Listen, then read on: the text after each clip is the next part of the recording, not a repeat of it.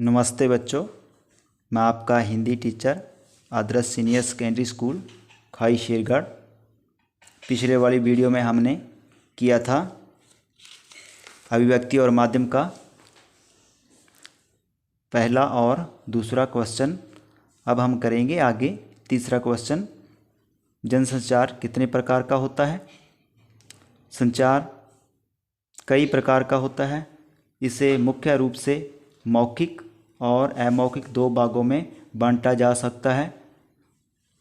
जब हम मुख से कुछ बोलकर संचार करते हैं उसे मौखिक संचार कहते हैं। कई बार हम केवल कोई संकेत करते हैं या बिना कुछ कहे ही हमारे मन की बात हमारे भावों के द्वारा प्रकट हो जाती है। ऐसे संचार को अमौखिक संचार कहा जाता है। हमारे जीवन में अनेक भावनाएं केवल अमौखिक संचार के माध्यम से ही व्यक्त होती है, जैसे खुशी, दुख, प्रेम, डर आदि। इसके अतिरिक्त संचार के विभिन्न प्रकार में अंतःवैयक्तिक संचार, अंतर्वैयक्तिक संचार, समूह संचार, जनसंचार आदि का नाम विशेष उल्लेखनीय है। अब करेंगे चौथा प्रश्न, जनसंचार क्या है? जनसंचार के कार्यों का संक्षेप में वर्णन करो। इसके बारे में पढ़ेंगे। संचार का सबसे महत्वपूर्ण प्रकार जनसंचार है। जब हम व्यक्तियों के समूह के साथ प्रत्येक संवाद की अपेक्षा किसी तकनीकी या यांत्रिक माध्यम के द्वारा समाज के एक विशाल वर्ग से संवाद कायम करने का प्रयास करते हैं तो उसे जनसंचार कहते हैं। जनसंचार के माध्यम समाचार पत्र, रेडियो, टीवी, सिनेमा, इंटरनेट आदि है। जनसंचार के कार्य हैं। अब बच्चों हम कार्य के बारे में पढ़ेंगे। इसके कार्य क्या हैं? जनसंचार के माध्यम हम विश्व की अनेक घटनाओं की सूचना देने का कार्य करते हैं। जो जनसंचार के माध्यम है वो विश्व में घटित होने वाली किसी भी घटना को एक दूसरे राज्य, देश में पहुंचाने का काम करता है। जनसंचार के माध्यम सूचनाओं के द्वारा हमें जागरूक और शिक्षित करते हैं।